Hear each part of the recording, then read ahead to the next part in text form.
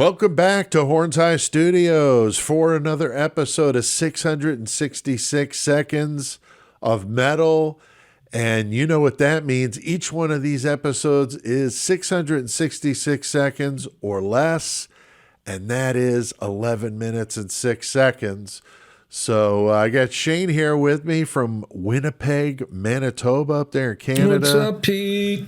Hell yeah, dude. Definitely feeling the deep freeze here, but it's all coming from you. So thanks for that Arctic blast. It's definitely winter, that's for sure. But that's why I got this that right, man. I got this fucking hoodie on because this poor little heater in the studio is trying its best, but it's like the little engine that could in sub-zero weather. So but you know, it is what it is. It's winter. Just got to deal.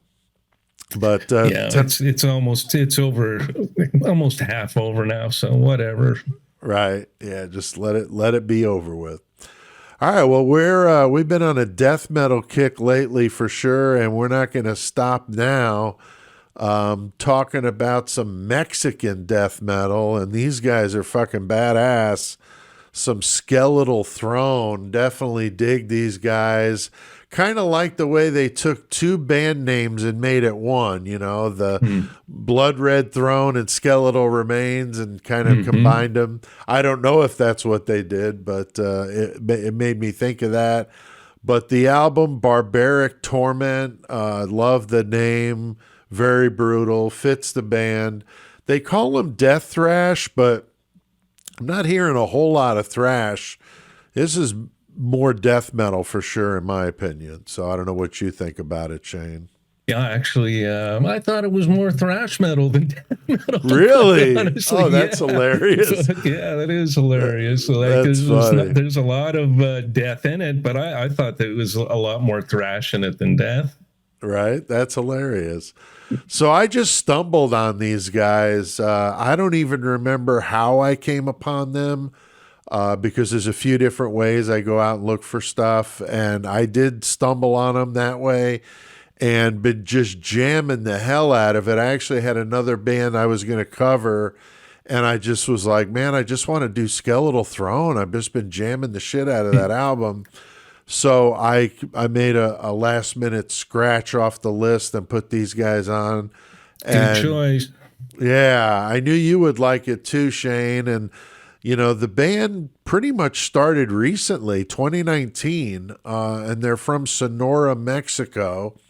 Now, Encyclopedia Metallum does categorize them as death thrash, and I would agree with that. But like I said, it's funny that you say you hear more thrash than death. I kind of thought the other way around. Now, the current lineup is Tonio Gastelum on guitars, Angel Gastelum on vocals, and Luis Gutierrez on bass. And I did see that the drummer, Jaime Puente, was on the album, but it shows his years of service ending in 2023. So I'm hoping these guys get a hold of a new drummer because he was killer on the album. He was a really good drummer. I mean, really good. That's kind of tough break for him. Hopefully they get somebody that's as good. Right.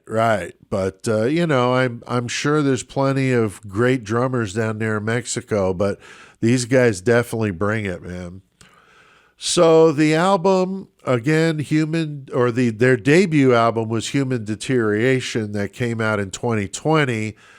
This album came out last year. This is Barbaric Torment, the second album. 12 songs, 43 minutes of just straight brutality, apocalyptic artwork. I mean, kind of fits the genre. We were just talking about that in our last album review, Shane, is just the way metal, especially death metal, really embraces the genre and the subject matter with some cool artwork. I mean, really, really good stuff. So. And, you know, 12 songs in an album, like, you don't see that too often nowadays. So that's pretty cool. Yeah, I was surprised too. I didn't realize, because I've just been listening to it a lot, so I haven't been paying attention to how many songs. we're on it. I just keep listening to it. But yeah, I was surprised at that as well. And so, yeah, this is a real banger, man. I've listened to it a bunch of times. Killer production for a young new band. Mexican Steel is the label. I'm not familiar with them, but that's what it said on Encyclopedia. Yeah, I'm not either, but I checked them out, and they got like 23 bands to their names. So yeah, oh wow, and then it's all death and thrash. So yeah, oh shit, that might be worth checking them out. Yeah, if knowing that, I definitely want to check it out as well. But the drumming it was, as we've said, very impressive. Was the first thing that jumped out at me, because when you listen to a band, from doing recording, drums are incredibly hard to make sound good. I'm sure nowadays it's easier with all the tools they have on computers, but from doing it old school, it's tough to get drums to sound good. So when they sound good, it just brings the whole thing together, because it's tough to record those. And the performance is just wicked. But they mix it up, some really good songwriting. I like some of the changes. Death metal, you're going to get death metal, right? You're not expecting some 12-string acoustic piece in the middle of it, but they do change up tempos, and I think really, really, bring it. The guitar... Yeah, and that's where, to me, it sounds a bit more thrashier than death. But it is those transitions, those catchy breakdowns. That's what makes it sound thrashier. Yeah, I would agree with you. I thought the guitar playing was a little more thrash than the rest of the band, but the guitar playing was good. The tone, killer guitar crunch on his tone.